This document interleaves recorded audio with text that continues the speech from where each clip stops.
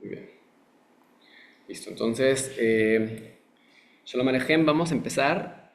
Recuerden que hoy en la noche tenemos también la clase, digamos, la primera clase del curso de hebreo, que va a estar abierto para todos. Quien quiera acceder puede acceder. Ya se mandó al grupo la información. Y todos bienvenidos. Y bueno, vamos a ver cosas relacionadas al aprendizaje. Entonces también aquellos que les interese puede ser una oportunidad positiva. Por otro lado, vamos a recordar un poquito lo que hemos estado viendo.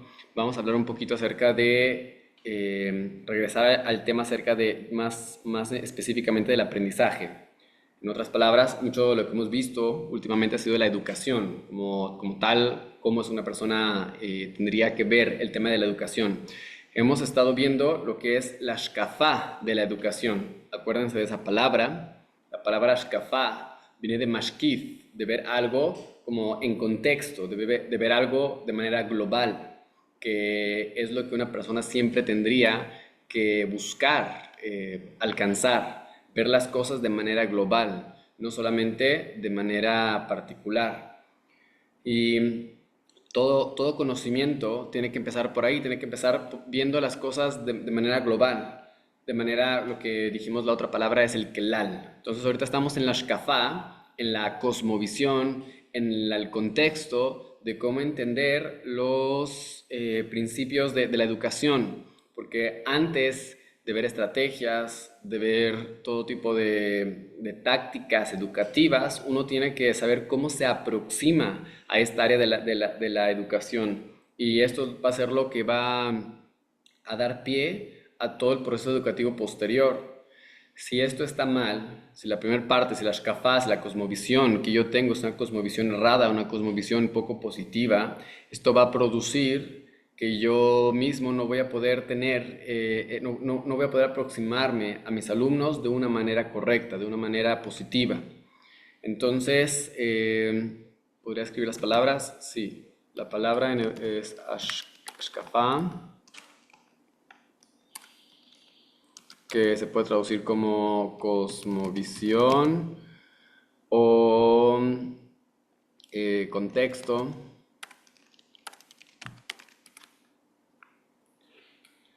Entonces, la cosmovisión, la shkafá es la manera, la cosmovisión de ver la educación. En otras palabras, una persona, primero, antes de poder llegar a entender, llegar a tener todo tipo de tácticas, etcétera, tiene que primero entender lo que es el concepto general, saber cómo me tengo que aproximar al niño, a la niña, saber cómo tengo que aproximar a mis hijos en el aspecto de cómo es mi relación con ellos.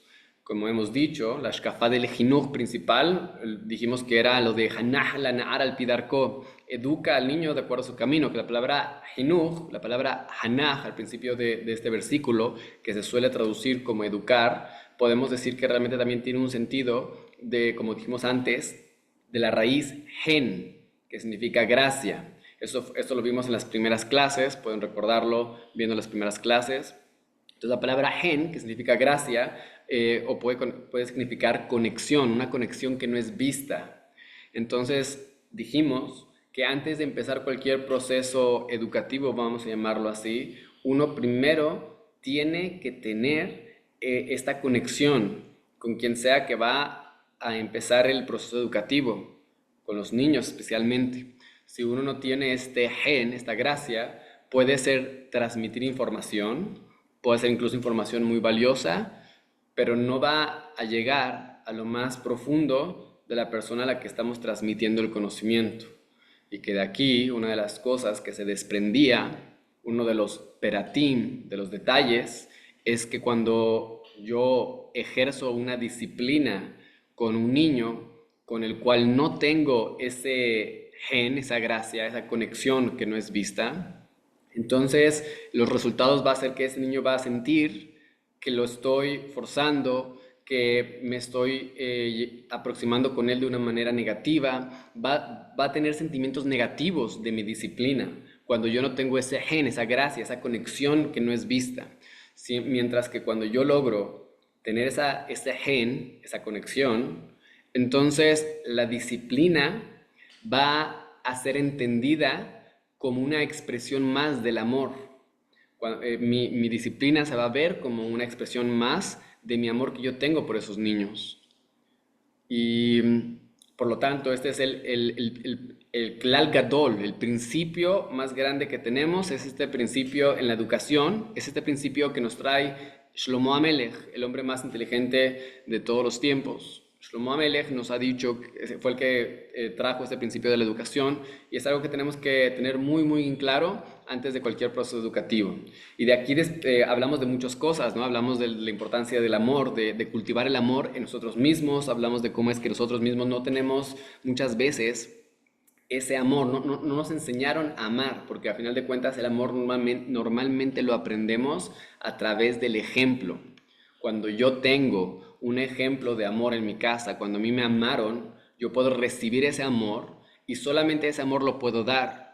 Y aquí hay otro concepto que también es muy importante, de muchas veces sentimos que no tenemos que permitir tanto a los niños llorar, permitir tanto a los niños como que expresarse emocionalmente, porque si no los malcrías. Y esto es un mito. Pensamos que el camino a veces hacia la independencia es el abandono. En otras palabras, a veces confundimos independencia con abandono. Yo te abandono a que hagas las cosas por ti mismo porque quiero que seas independiente, pero realmente detrás de eso está un no me molestes, ¿no? Y eso no va a llevar a la independencia, por el contrario, va a llevar a la dependencia completa. Lo hablamos también en la clase anterior, que se desprende también de esto, que muchas veces las familias más conflictivas, las que menos tienen una relación entre ellos, son las que más se quedan juntos. ¿Por qué? Porque no tienen de otra, porque nadie más los quiere, por así decirlo, porque no logran conectarse con nadie más. Entonces solamente su familia, que de por sí ya es, y a veces ni siquiera su familia, hay gente que se queda muy sola por esta misma situación, de que ellos nunca tuvieron ese amor en la temprana edad, y eso les causa ahora no tener la capacidad de amarse a sí mismos y de tener la capacidad de estar solos y de ser independientes, de tener la fuerza interior para hacer las cosas difíciles que la independencia requiere. Por lo tanto, un principio muy importante también sería, para poder llegar a la independencia, requiero en mi infancia ser dependiente. Entre más dependiente me dejaron ser en mi infancia, entre más pude yo estar dependiente de mis papás, más independiente me puedo llegar a ser. Y esto, para entenderlo un poco más, porque se puede malinterpretar, es entender el concepto a través de cómo un niño camina en un parque. Cuando un niño tiene, por ejemplo, hicieron un experimento muy interesante donde llevaron a varios niños a un campo abierto. Lo he mencionado antes, vale la pena volverlo a mencionar. Llevaron a muchos niños a un campo abierto, el cual no tenía ningún tipo de barreras, es un bosque abierto completamente. Pensaron que los niños, felices de ver tanto espacio, iban a ir por todos lados. Sin embargo, no hicieron eso, se quedaron muy limitados dentro del perímetro de donde estaban los adultos. Por otro lado, cuando los pusieron en un campo con límites, con un cerco, los niños tuvieron la facilidad de la comodidad de ir a explorar. Los límites nos dan seguridad, los límites nos permiten ese conocimiento y lo vemos con todos los niños. Un niño, para poder atreverse a explorar, tiene que regresar a voltear a ver siempre a sus papás, confirmar, ¿están ahí? Si están ahí, puedo continuar con confianza. Si yo sé que si mis papás no están ahí, voy a llegar a tener ese tipo de ansiedad y que es un concepto que quisiera comprender mejor para poder compartírselos, pero apenas estoy todavía en ese proceso de la comprensión de los diferentes tipos de apego. Y hay uno de los tipos de apego que se llama el apego ansioso, que es cuando una persona no tiene tiene ansiedad constante en sus relaciones y no tiene la capacidad de despegarse fácilmente. Esto puede llevar a celos, puede llevar a un sentimiento de demasiada dependencia de otra persona en cuanto la encuentra. ¿Y esto se debe a qué? A que muchas veces no tuvo esa capacidad de ser dependiente en la infancia de otro adulto. Entonces, el adulto lo empujó demasiado temprano, ya sea porque no tenía la disponibilidad emocional. Y esto es otro concepto también importante que lo sepan, el tema de estar disponibles de manera emocional. Una cosa es estar y otra cosa es estar disponible emocionalmente. Cuando estamos sobresaturados de problemas, como lo vimos en la clase anterior, el concepto de me conecto con la amígdala, con mi nefesh, con mi parte animal, cuando estoy en ese punto estoy en modo sobrevivir, cuando estoy ahí no tengo la capacidad de estar presente. Estoy constantemente preocupado por el futuro o ansioso por el futuro o lamentándome por el pasado. Cuando el nefesh es sobrevivir, es constantemente estar atento a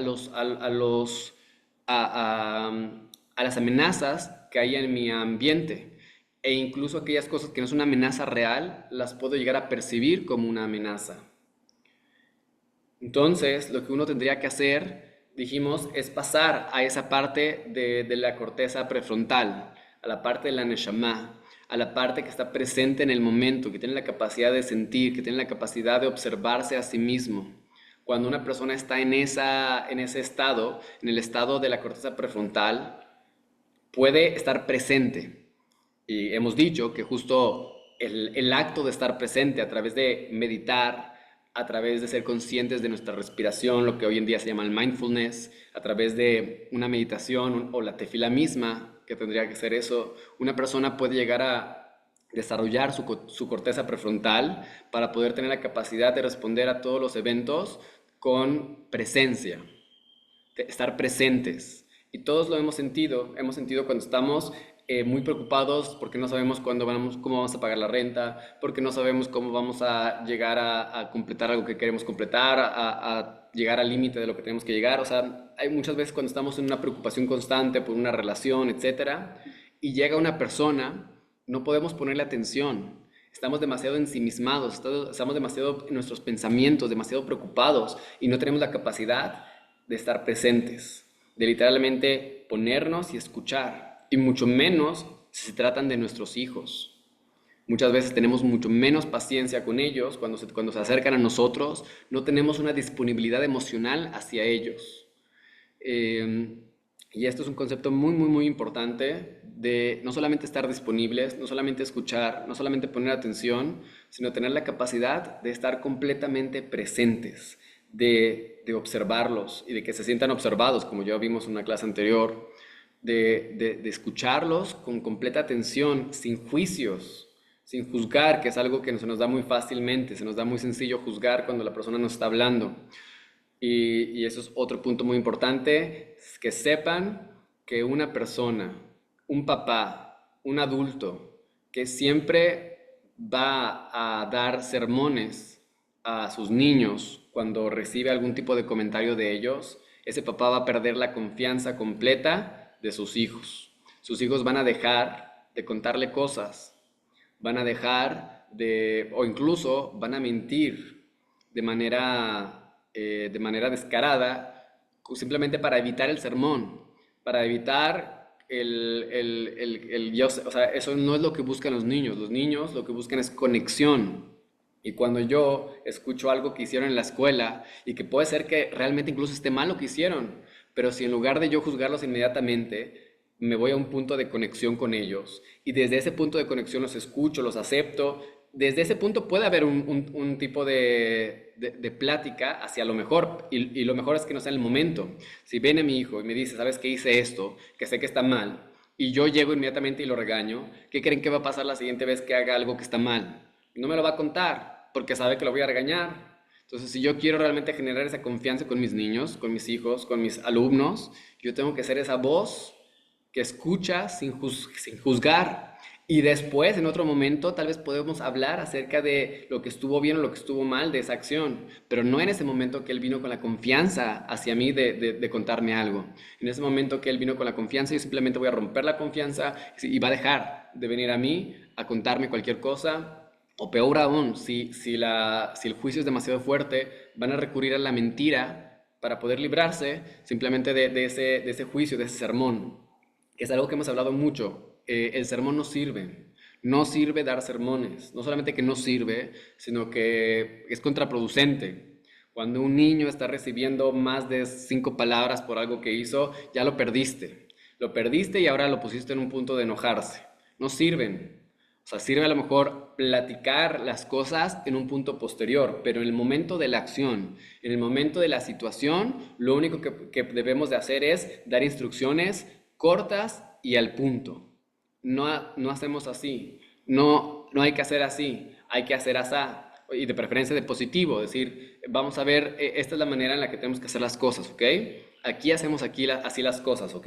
Punto. Y si empieza a discutir, no discutir de regreso. Así hacemos las cosas. Punto. Y ya no entrar en mucho debate. No entrar en el debate en lo absoluto. Porque solamente va a haber molestia. Ese debate no viene de la lógica normalmente, viene de una perspectiva de un capricho. Y si nosotros contestamos al mismo nivel con enojo, ya perdimos. Tenemos que más bien bajarnos a un punto de comprensión, de empatía, de decir, yo entiendo que tú quieras mucho comer helado ahorita, pero no puedes comer helado porque te duele la garganta. Punto. No vamos a hablar, oye, pero ya no me duele, no va a haber helado. Punto. Y con amor, que se vea el amor de tu no. Tu no lo estás haciendo porque la odias o porque lo odias, lo estás haciendo justo al contrario, porque quieres protegerlo. Y entonces con ese mismo amor que se sienta el amor, que tu no se sienta el amor, que en el no siempre se sienta el amor. Incluso puedes cambiar el no por un sí, decirle, claro que puedes comer helado, pero cuando ya te recuperes completamente la garganta, ¿ok? Y eso cambia completamente el sentido, ¿no? Sí puedes comer helado, pero cuando te cures, ahorita te va a hacer peor. Y punto, no hacer sermones. Y la última vez que comiste helado y no te acuerdas de tu amiga, que no sé qué, o sea, eso no sirve, no funciona, no ayuda, nada. Al contrario, se vuelve contraproducente y empieza un diálogo que no tendría que haber, que no va a servir de nada, que no va a llegar a ningún punto. Entonces, vamos a tratar de regresarme en el hilo que había empezado, que nos trajo hasta acá. Habíamos empezado que dijimos de la conexión, tener gen, tener gracia, tener esa conexión. Ah, muy bien. Este otro punto que abrimos y que no cerramos, el punto de la dependencia. Cuando yo permito a mis hijos ser dependientes durante un tiempo, es que ellos van a poder llegar a ser independientes después. Aprender a soltar poco a poco, te lo va a dictar el amor, te lo va a dictar no la flojera, porque muchas veces lo que nos dicta buscar la independencia de nuestros hijos es la flojera. Es el no me molestes porque no estoy disponible emocionalmente. Ahí fue donde nos desviamos, ese punto de la disponibilidad emocional, que es cuando estás con tus hijos, cuando estás en el rezo, cuando estás con otra persona. Trata de olvidar el mundo completamente. Ahorita estoy aquí en el presente, ahora, con esta persona, con mi hijo, y es lo más importante que puedo estar haciendo en el mundo. Y por lo tanto voy a tratar de poner mi atención. Y si no puedo poner mi atención, porque también puede ser que no puedo poner mi atención, digo, ahorita no puedo poner atención, ahorita no estoy disponible, necesito pensar esto o necesito estar y después puedo ponerte atención. Y eso también es completamente aceptable, completamente normal. Poder decirle a nuestros hijos o a la otra persona, ¿sabes qué? Ahorita no estoy, o si estoy incluso en el celular porque estoy contestando algo, o incluso porque quiero estar en el celular 5 minutos, lo que sea, decirle, ahorita estoy en el celular, y tú sabes que cuando estoy en el celular no estoy poniendo atención, entonces termino esto y después puedo ponerte atención. Y realmente tener la disponibilidad emocional, estar disponibles emocionalmente, con nuestra atención completa. Es muy difícil, un reto, lo digo que es muy difícil porque para mí es muy difícil, supongo que para muchos de ustedes también lo ha de ser, más cuando estamos en medio de los problemas, en medio de los asuntos, de las situaciones. Y que muchas veces lo que podemos hacer es simplemente es hablar de esa situación al nivel de los hijos con ellos, y decir, ahorita no estoy realmente muy atento porque tengo esta situación en mente y me cuesta trabajo poner atención. Pero cuando me desocupe, cuando pueda pensarlo un poco mejor, cuando esté más tranquilo, podemos hablar. Y es muy importante ser honesto con los niños y que ellos sepan en esos momentos no estás disponible emocionalmente, pero tratar de sí estarlo, porque hay papás que se la pasan en un estado de la amígdala, de supervivencia, de no estar presentes, y por lo tanto los hijos no tienen padres. Están ahí, pero no están ahí. No necesariamente en el celular, simplemente están en sus pensamientos, están sufriendo por sus vidas. Y no lo externan a los niños, no queriendo preocuparlos, y al final termina siendo peor, porque los niños se quedan sin padres. Entonces, muy importante ese de la disponibilidad emocional. Y entonces, ahora sí nos vamos al punto de la dependencia para la independencia. Y esto es algo que tiene mucho que ver con los niveles del apego. Todo el que pueda, se lo recomiendo mucho estudiar este tema. Hay un libro que puse que yo no lo he leído, pero lo recomendó en otro libro que estoy leyendo, que bueno, justo el libro de Cultivando una familia, cultivando, el libro que les recomendé de Rab Shimon Russell, ¿cómo se llama, Rachel, en español?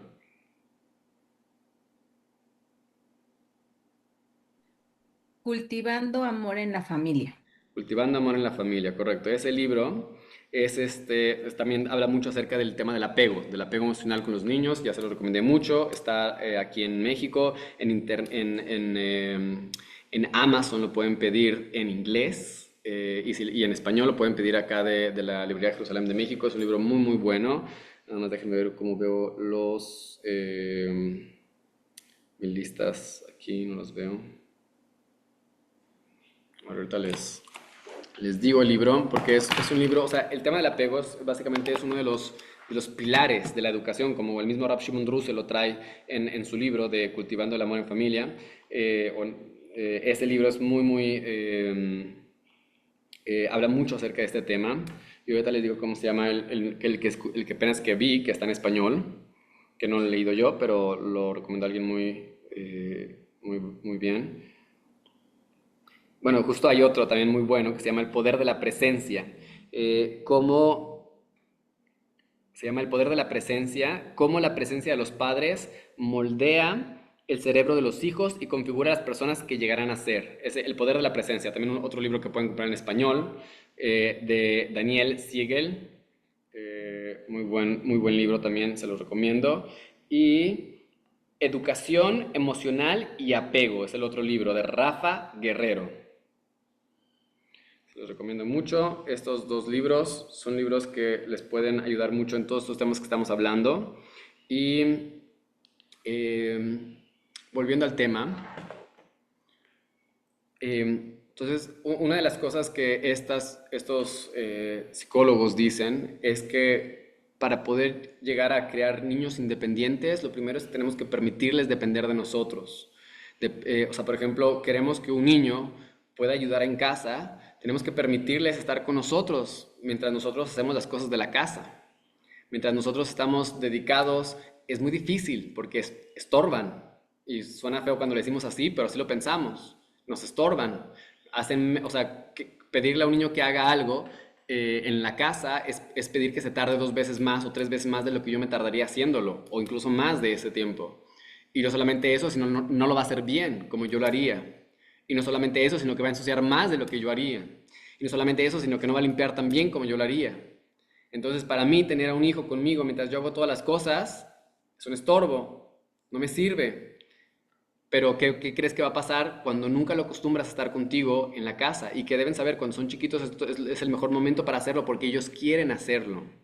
Ellos quieren hacer lo que tú estás haciendo.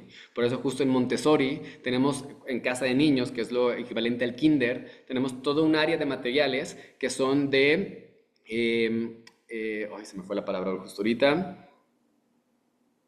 Ahorita me viene a la mente la palabra, pero son materiales de vida práctica, justo es. El término es vida práctica, que básicamente es aprender a bolear los zapatos, lavar los trastes, lavar la ropa, abrir y cerrar frascos, o sea, todo ese tipo de cosas, jardinería, etcétera, todo ese tipo de cosas que son las cosas que hacemos en la casa, eso es un material que tenemos para los niños. ¿Por qué? Porque uno, ellos van a desarrollar sus habilidades a través de haciendo esos materiales, desarrollar su habilidad motoras finas y gruesas, desarrollar sus habilidades de coordinación ojo y mano, desarrollar todo el tipo de cosas que pueden desarrollar a través de este tipo de materiales, que básicamente son las cosas que nosotros hacemos todos los días en la casa. Y que nosotros normalmente, ¿qué hacemos? Los quitamos de con nosotros. ¿Por qué? Porque me estorbas.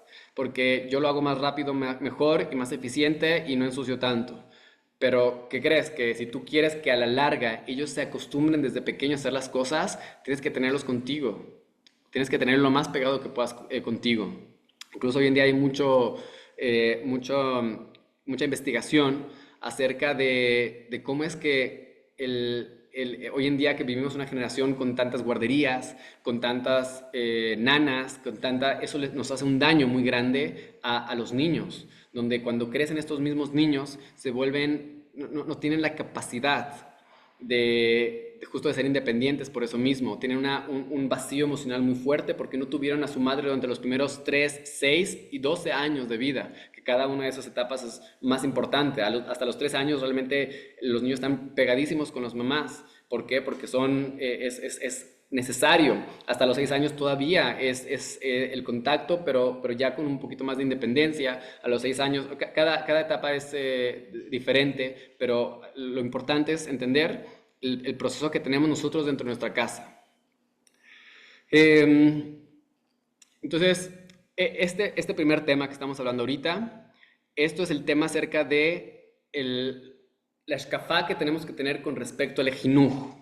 Cuando yo entiendo que la primera parte es tener esa conexión con mi niño, con mi niña, con mis hijos, con mis alumnos, que yo tengo que tener esa conexión primero con esas personas y que para tener esta conexión primero tengo que tener un trabajo personal interno, como hemos dicho, también muy importante recordarlo, dice la mitzvah, be'ahavta lereaja kamoja, llamarás al prójimo como a ti mismo. Muchos de nosotros no tenemos resueltos este kamoja, como a ti mismo, porque no nos amamos a nosotros mismos, porque nadie nos modeló el amor a nosotros, que fue ahí como empezamos en todo este hilo de conversación. Nadie nos amó y por lo tanto tenemos que empezar por ahí. Kamoja, primero me tengo que amar a mí mismo para después poder amar a Dios y poder amar a los demás, al ser humano. Mucha gente dice yo amo a Dios, pero el ser humano no. Pues no funciona así, o sea, no existe. No existe no amar a Dios amar a Dios y no amar al ser humano. O sea, todos somos hermanos. No amas a tus hermanos, no amas a tus papás. Es muy sencillo. Entonces ¿y por qué no existe ese amor? Simplemente muy fácil, porque no nos amamos a nosotros mismos. Y como no nos amamos a nosotros mismos, no podemos entender ese amor. Y hay otro punto que acabo de leer esta semana, que es muy, muy positivo este punto, muy interesante, que es otra razón más por las que les recomendaría hacer meditación. Meditación interna. ¿Qué significa meditación? Muchas veces es simplemente poder sentir cómo está mi cuerpo, sentir mis emociones. Mucha gente no tiene la capacidad de sentir sus emociones, especialmente cuando somos niños, algo que se tiene que educar para ayudar a sentir las emociones. Hay muchos que no nos educaron para sentir nuestras emociones y no solamente no nos educaron para sentirlas, sino que nos educaron para no sentirlas. No llores, no, los niños buenos no lloran, no, etcétera, etcétera, todo tipo de cosas de no llorar, de no sentir, de no tener miedo, de reprimir emociones, todo eso que nos han enseñado desde que somos chicos y lo hemos interiorizado muy bien, lamentablemente. Entonces son cosas que tenemos que empezar a cambiar. ¿Y cómo podemos empezar a cambiar el hecho de no sentir lo que sentimos? De no sentirlo completamente, que fue algo que mencionamos la clase anterior y muy importante recordarlo, es tenemos que permitir que las emociones se expresen con todo dentro de nosotros para que podamos después soltarlas. Negarnos o empujar las emociones no nos va a ayudar a salir de ellas. Tenemos que permitirles ser. Tenemos que permitirles sentirlas y poder, ya que las sentimos, poder dejarlas ir. Recordando el punto que estábamos hablando antes. Ok, entonces cuando una persona siente sus emociones, es solamente así, cuando puedes reconocer tus propias emociones, vas a poder reconocerlas en los demás. En otras palabras, no puedes ser empático con alguien si no primero tienes la capacidad de reconocer tus emociones. Y todos conocemos personas, o incluso puede ser que seamos así, que no tienen la capacidad de empatía, que les dices algo y están fríos como si no hubieras dicho nada, como que, o sea, que no les afecta nada. ¿Por qué? Porque literalmente no les está afectando, porque ellos porque no están en contacto con sus emociones. Y si no conocen sus propias emociones, no van a reconocer en los demás tampoco esas emociones. Y como lo hemos dicho en otro concepto, todos los conceptos están ligados. El concepto que hemos dicho de que cuando no recibimos amor, cuando éramos niños, no recibimos amabilidad, compasión, no tuvimos un papá que nos modelara y que hacia nosotros actuara con amor, con compasión, con bondad.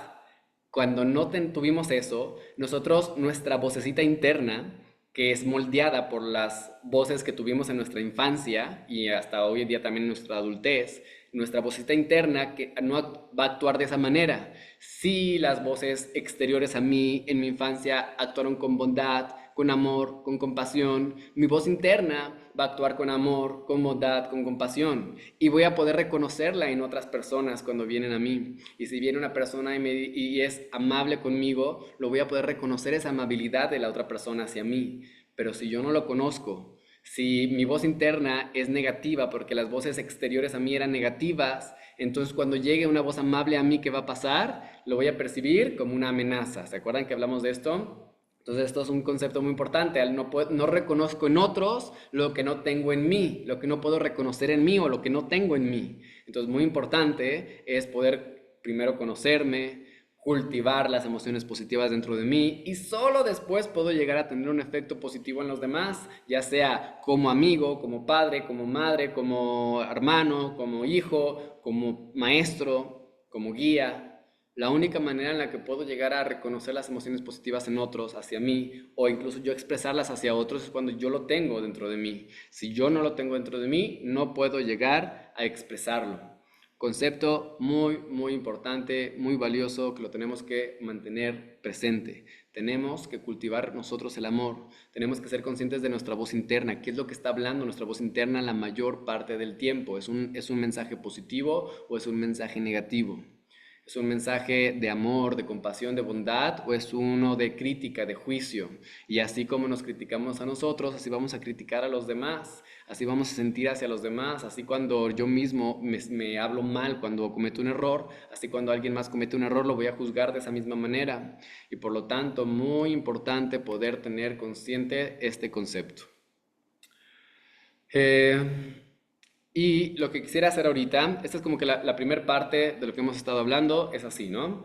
Es saber que tenemos que, que hacer un viaje interno para poder hablar hacia los demás. Lo hemos hablado mucho, hemos hablado aquí unos conceptos novedosos que no hemos hablado antes, la importancia de conocer mis propios sentimientos para poder reconocerlos en los demás. Para ser empático tengo que primero saber reconocer mis propios sentimientos, que después las puedo reconocer en los demás, etcétera. Y lo que quisiera hacer ahorita es pasarme también a la segunda parte de lo que hemos estado hablando en las clases anteriores, que es la shkafá con respecto al aprendizaje. Entonces, la mitad, o más bien más de la mitad de nuestras clases hasta ahorita han lidiado con esta primera parte que hablamos, acerca de cómo relacionarme con el prójimo, con los alumnos, con mis hijos, y tiene que ver mucho con un espejo interior, de cómo me relaciono conmigo mismo. Después, lo que quiero entrar ahorita es también en el concepto de lo que hemos estado hablando acerca de la shkafá, acerca del aprendizaje, cómo aprendemos, aprender a aprender. ¿Se acuerdan que lo que vamos a hacer un repaso de lo que hemos visto hasta ahorita? Y lo que hemos visto hasta ahorita es que tenemos un concepto muy importante que viene relacionado a lo que hemos visto hasta ahorita, de que yo no puedo confiar en la capacidad de aprendizaje de nadie si no confío primero en la mía, ¿no? Que yo, si yo creo que yo tengo una mente que no sirve bien, que no funciona bien, pues entonces voy a asumir que hay otros que también lo tienen así. Y si llega ante mí un alumno que por alguna u otra razón no tiene ahorita una capacidad brillante de aprender, voy a atribuirle mis propios problemas, ¿no? Y para ello, uno de las soluciones que hemos mencionado es empezar a saber, convencernos, entender que todos nosotros tenemos una neshama impresionante y que esta neshama, la mente es el asiento de esta neshama y nuestra mente es impresionante. Cualquiera de nosotros tiene una mente increíble, simplemente la diferencia entre unos y otros es cómo la han desarrollado. Esa es la única diferencia que existe entre las mentes que hay, entre las diferentes personalidades. Y puede ser que sí haya mentes más brillantes que otras, como no sé, puede ser que Albert Einstein si tuviera algo con lo que nació diferente que nosotros, puede ser, pero no me sirve de nada pensar en eso, me sirve mejor pensar en decir, yo tengo una capacidad impresionante y tal vez no llegue a ser Albert Einstein, pero si yo pongo mi cerebro a trabajar lo mejor que pueda como fue creado para ser, porque como dice Rav Waba y Jacobson, God creates no junk, a Dios no hacen basura. Dios no crea basura. No hizo cosas deficientes. El creador del universo no se equivoca, no hace cosas que no sirven. Todos los que estamos aquí fuimos creados, fuimos diseñados, únicos, valiosos y todos tenemos por lo tanto una mente impresionante, mejor que cualquier computadora que existe hoy en día. No hay ninguna computadora que pueda llegar a asemejar el cerebro de la persona que se cree a sí mismo más deficiente. Entonces, esa es la primera cosa que hay que entender. Y si yo lo entiendo en mí, voy a poder entenderlo en mis alumnos, ¿no? Pero primero tengo que empezar conmigo. Si yo no creo que mi mente es impresionante, pues entonces voy a atribuir los mismos defectos a mis alumnos. Y por lo tanto, no me voy a esforzar tanto en ellos. ¿Por qué? Porque pues ya estás deficiente. No todos nacemos con un buen cerebro, van a decir. Y por lo tanto, vas a abandonar ciertas almas, ciertas personas, ciertos niños. Y eso va a ser un terrible desastre en nuestro mundo. Por lo tanto, muy importante comprender este concepto. Yo, así como todos los que fuimos creados en este mundo, fuimos creados como seres únicos y irreemplazables, perdón, y por lo tanto tenemos la capacidad de aprender lo que sea que nos propongamos. ¿Ok? Entonces, ese es el primer concepto que hemos mencionado antes y que tenemos que primero tenerlo. Y puede ser que hemos tenido dificultades del aprendizaje y entendamos que muchas veces no se debe a nosotros, se debe al método, se debe a lo que vivimos en nuestras vidas en ese momento, se debe a la situación de la escuela, se debe a los maestros que tuve, se debe a muchas otras cosas, lo que no me permitieron desarrollarme de la mejor manera. Ese es el primer punto, vernos con compasión. Si no me fue bien en la escuela, puede ser que no haya sido yo, puede ser que haya sido los maestros, puede que haya sido el método, puede ser que haya sido las situaciones en mi vida que viví en mi infancia, muchas otras cosas que no me permitieron desarrollarme lo mejor que pude, pero puedo siempre empezar de nuevo. Y sí, va a ser más difícil cuando ya perdimos ciertas etapas de nuestra infancia que nos permitían llegar a niveles lejanos. Por ejemplo, cualquiera que nosotros que querramos aprender, a lo mejor chino mandarín puede ser, supongo, va a haber sonidos a los cuales nunca vamos a lograr pronunciar, al menos que nos esforcemos mucho, que puede ser que ni siquiera valga el esfuerzo buscar pronunciarlos. ¿Por qué? Porque llega un punto donde en la infancia absorbemos los sonidos y en la infancia se nos determina qué sonidos podemos pronunciar más adelante, porque nuestro cerebro tiene la capacidad de producir todos los sonidos cuando somos chicos, ¿no? Cuando somos niños tenemos la capacidad de producir cualquier sonido que se nos presente. Pero conforme vamos creciendo, vamos limitándonos los sonidos que vamos a utilizar durante nuestra infancia, durante nuestra vida, basados en el contexto en el que tenemos. Es por eso que lo mejor que podríamos hacer es a nuestros niños más chiquitos estarlos involucrando constantemente con todo lo que queremos que absorban para después, porque es en esos momentos, primeros momentos, que van a poder ellos desarrollar esos sonidos que nosotros a lo mejor ya va a ser más difícil en la adultez desarrollarlos. Se puede hacer, pero va a ser más complicado. Por eso cada etapa del aprendizaje es positivo, pero siempre se puede dependiendo del esfuerzo que quieras meter. Eh, entonces, ok, primer punto de la Shkafá es saber lo impresionante que somos y la capacidad que todos tenemos para poder aprender y el cerebro tan impresionante que el Creador nos dio y que basado en eso, entonces yo tengo que juzgar a mis alumnos, basado en que todos ellos tienen una Neshama divina, una mente impresionante, etcétera. Entonces, basado en eso, yo puedo ahora sí creer en mí mismo y creer en ellos, creer que yo puedo aprender y creer que ellos pueden aprender, creer que todos podemos aprender y que los únicos límites somos nosotros mismos.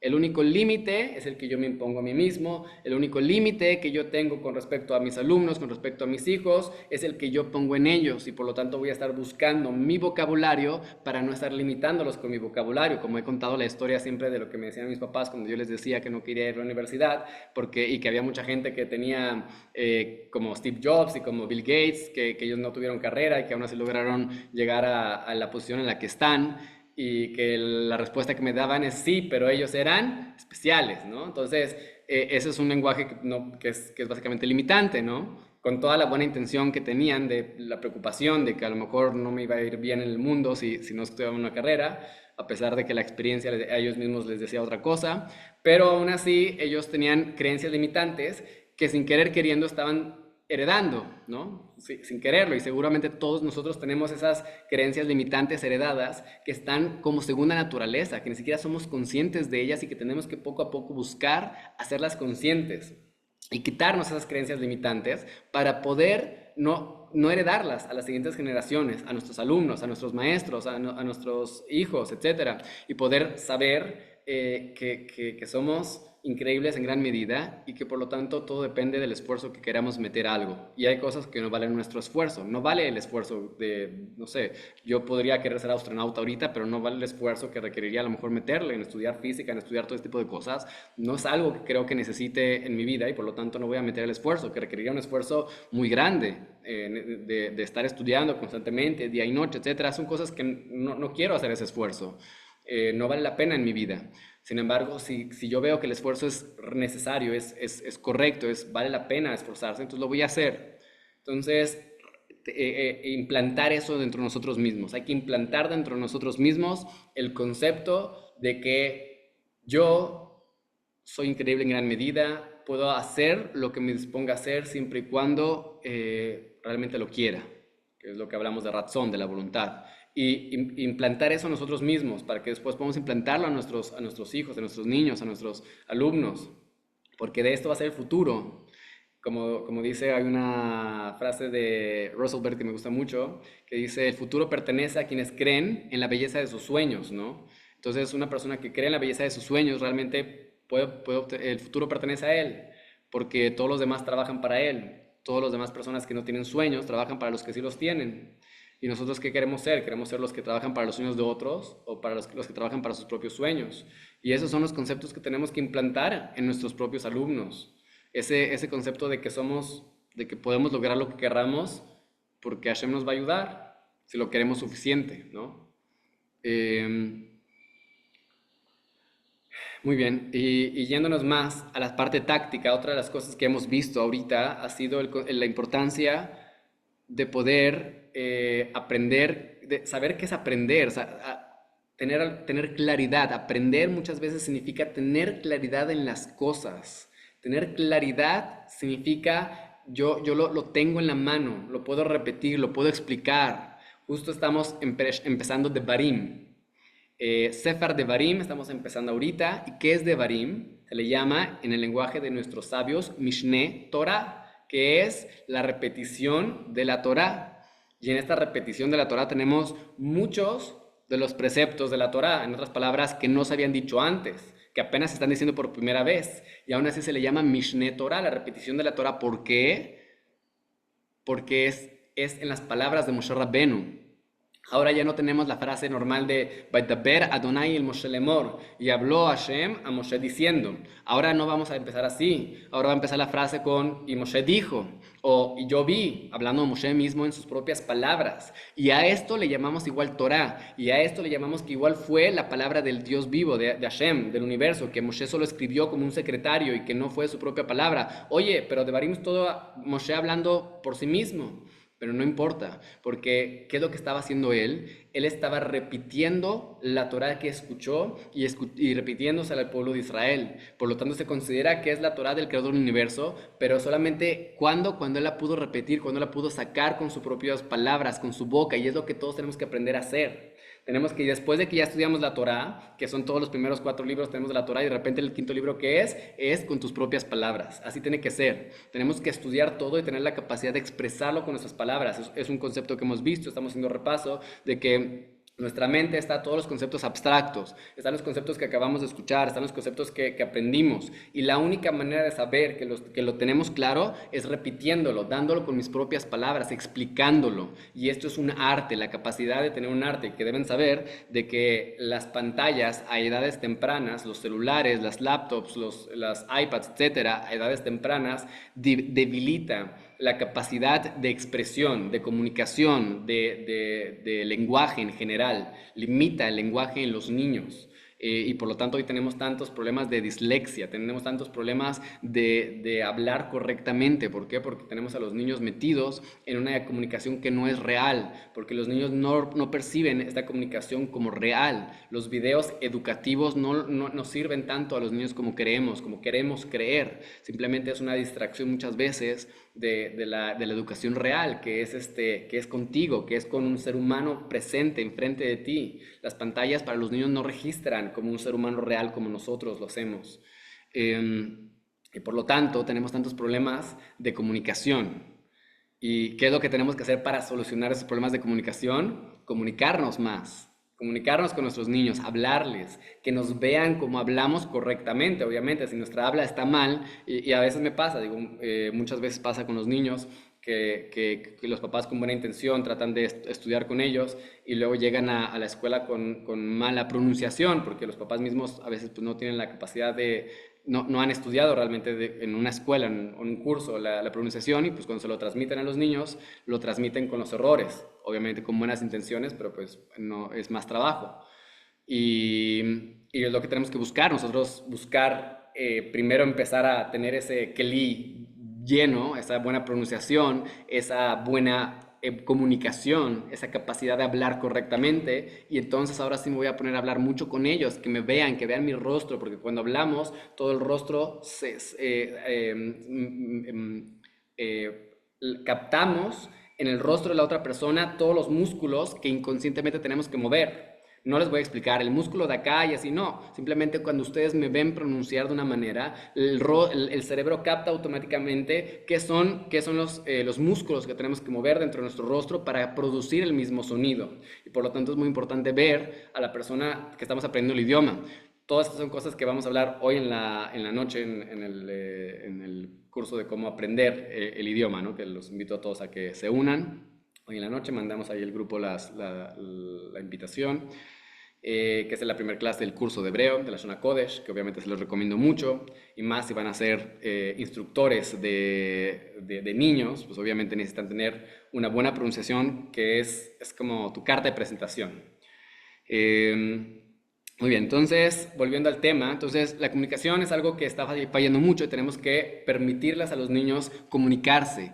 Y es difícil porque todos hemos tenido la experiencia de que tenemos a un niño enfrente de nosotros tratándonos de explicar algo y utiliza demasiadas palabras y no puede explicarlo bien y se confunde mucho y nos desespera. ¿Y qué es lo que tendríamos que hacer entonces? Permitirle hablar, permitirle que se exprese, permitirle que tenga la oportunidad de arreglar sus ideas, porque a final de cuentas, como todo, requiere práctica. Y muchas veces los alumnos me dicen, es que no sé cómo decirlo. Pues empieza a decirlo. Si no lo empiezas, nunca lo vas a descubrir cómo decir. Y cuando empiezan a decirlo, empiezan las ideas a generarse y a lo mejor tienen que volver a empezar, pero lo logran. ¿Por qué? Porque lo importante es tener la capacidad de expresarlo. Igual, lo que yo les recomendaría al final de la clase es que ustedes puedan explicar lo que sea que vimos ahorita y lo puedan explicar. Es muy difícil. Si tienen notas va a ser más fácil. Si no tienen notas, poder explicar todo lo que dijimos en una hora de clase es muy complicado. Pero solo en ese momento es cuando haces el conocimiento tuyo. Cuando lo vuelves a explicar con tus propias palabras, es ahí que puedes hacer el conocimiento de lo abstracto, pasar a lo concreto, pasar a que exista en el mundo real, a través del lenguaje, a través de las palabras. Por lo tanto, es muy importante estudiar en voz alta. Este estudio que estamos teniendo aquí, donde yo hablo todo y ustedes escuchan, es un estudio muy pasivo.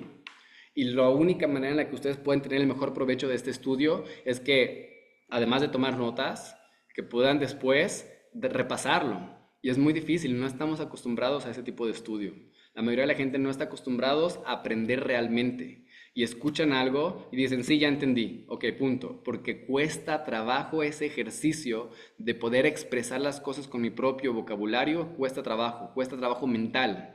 Cuesta trabajo decir, saber, muy bien, voy a ponerme a recordar, y más si no puse notas, lo cual también puede ser un buen ejercicio, es decir, no voy a escribir notas, sino al final de todo voy a empezar a escribir las notas. ¿Para qué? Para trabajar mi memoria también. Eso también es algo, un ejercicio que puede funcionar muy bien. Y al final, cuando ya terminé de escribir todas mis notas de lo que me acordé de memoria, regreso a la grabación y trato de ver qué me faltó. Y sin escribir en ese momento tampoco. Obviamente requiere mucho esfuerzo cada quien que haga, pero el punto aquí que es si tú quieres aprender algo de verdad, ¿qué es lo que tienes que hacer? Tienes que poder repetirlo con tus propias palabras, ¿no? Y es lo que hablamos en la clase que vimos acerca del aprendizaje, de que los exámenes solamente sirven muchas veces para poder, o sea, la manera en la que me podría ser útil un examen es para yo mismo darme cuenta en qué cosas entendí bien y qué cosas entendí mal. Y justo lo que estoy buscando en este examen no son los aciertos, lo que estoy buscando en este examen son las fallas. Estoy buscando en qué fallé para poder poner más atención en eso, que esos son los errores. Otro punto muy, muy importante en cuando alguien trabaja para todos, para todo el aprendizaje en general y más cuando trabajan con niños, es la manera en que inconscientemente, en que subconscientemente más bien, logramos percibir el error. Porque muchas veces decimos, sí, el error es positivo y el error es bueno, pero cuando nos equivocamos, ¿cómo reaccionamos? Ahí es lo que realmente ahí se va a ver realmente cómo reaccionamos al error. Cuando tú te equivocas, ¿cómo reaccionas? ¡Ay!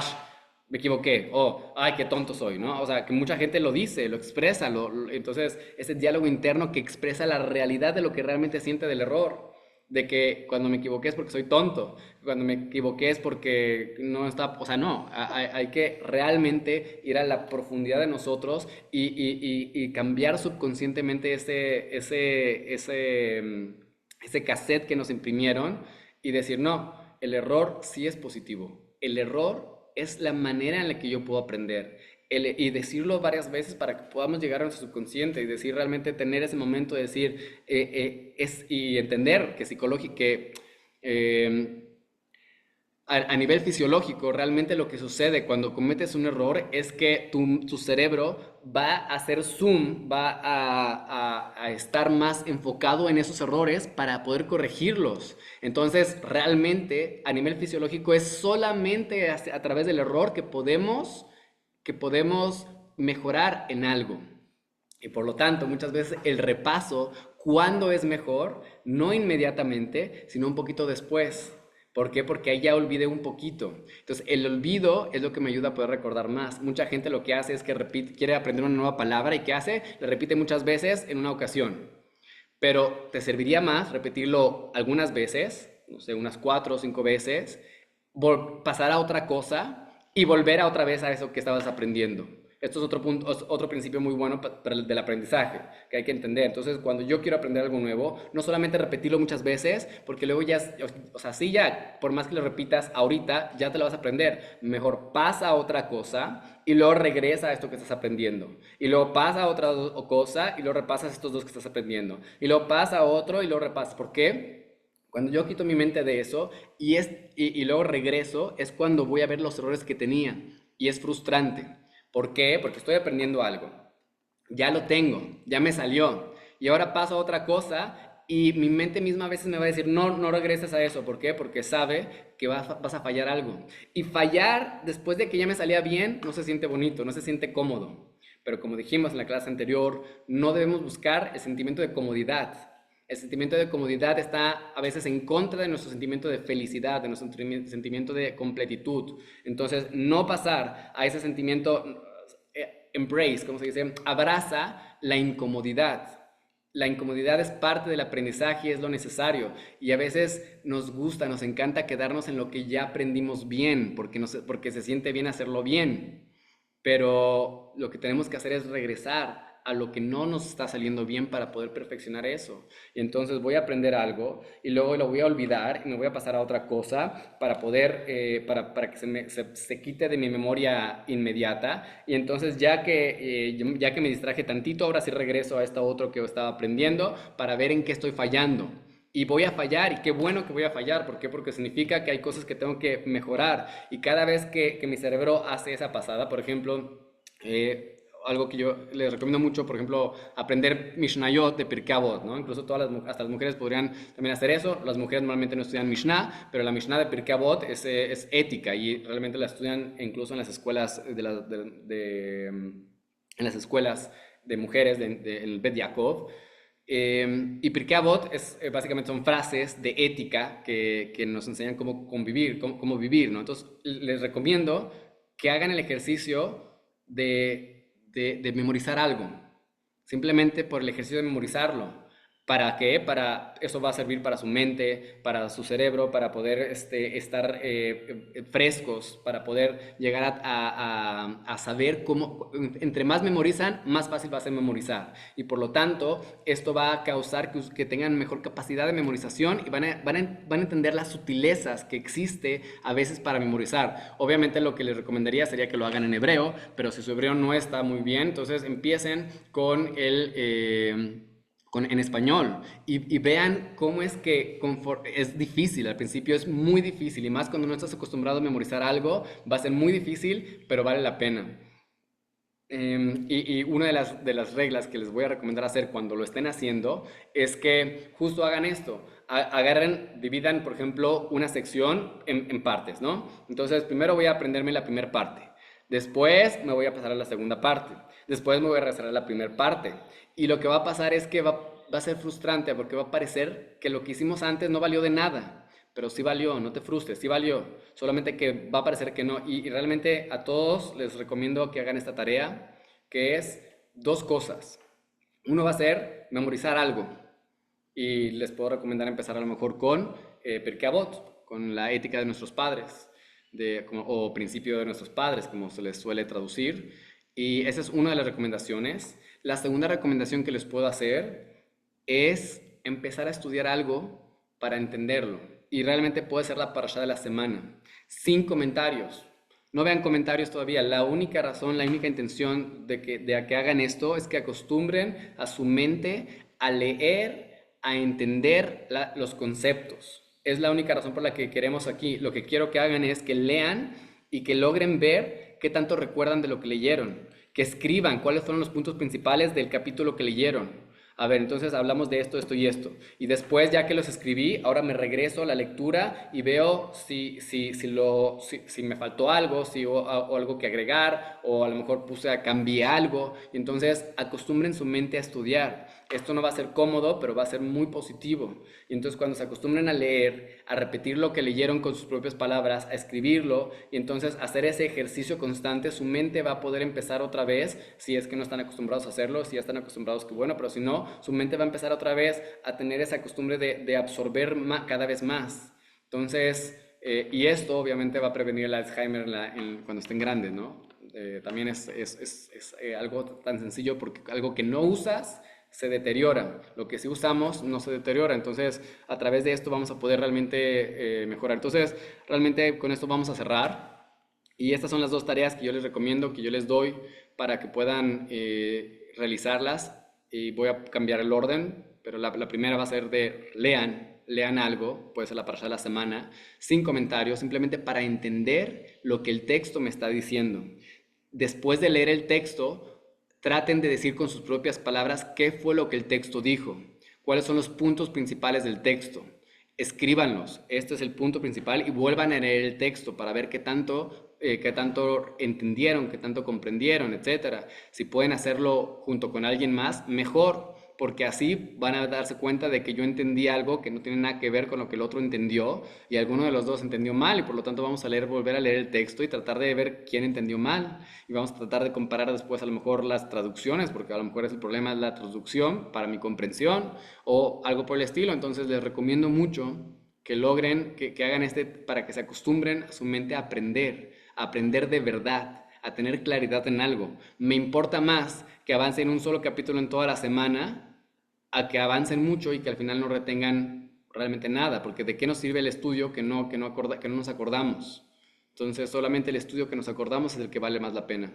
Y segundo punto que les recomiendo, empiecen a memorizar algo. Incluso si solo van a memorizar una frase por semana, literalmente una oración por semana, con eso es suficiente. Al final de cuentas, esto es una bola de nieve. Al principio es muy chiquito, pero cuando ya está en el suelo es grandísimo. Entonces uno tiene que saber que el efecto de la acumulación, y para ello tienes que sentirlo por ti mismo y tienes que sentirlo a través de la incomodidad. No va a ser cómodo, pero va a ser gratificante.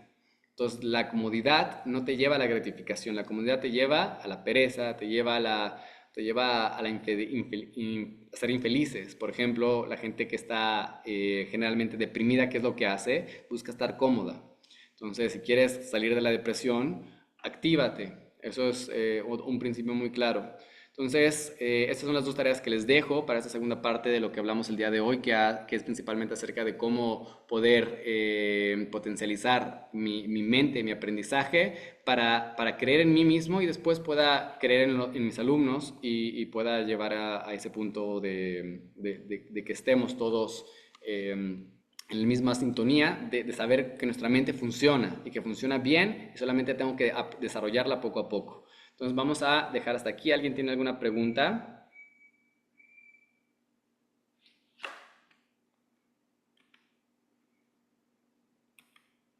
Vamos a opción de preguntas. Y si no tienen preguntas, podemos dejarlo hasta aquí el día de hoy y continuar. Realmente sería hasta dentro de 2 semanas, porque el día siguiente domingo es Tisha B'Av, el ayuno del 9 de Av, entonces realmente nos estaríamos viendo hasta dentro de 2 semanas. El que quiera conectarse, nos vemos hoy en la noche en la clase de aprendizaje de hebreo y el miércoles va a haber otra clase que después anuncio de Tefilá. Entonces nos vemos, Bezrat Hashem, en alguna de esas clases o si no, hasta dentro de 2 domingos. Que tengan todos una excelente semana, Shavua Tov y Chodesh Tov. Lo de hebreo es hoy a las 7:45 hora de Ciudad de México. Gracias. Jodesh Tov, Gracias, More. Shabbat More. Tov. Shabbat Tov a todos. Shabbat Tov. Gracias, More. Shabbat Tov Shabbat para Tov. todos.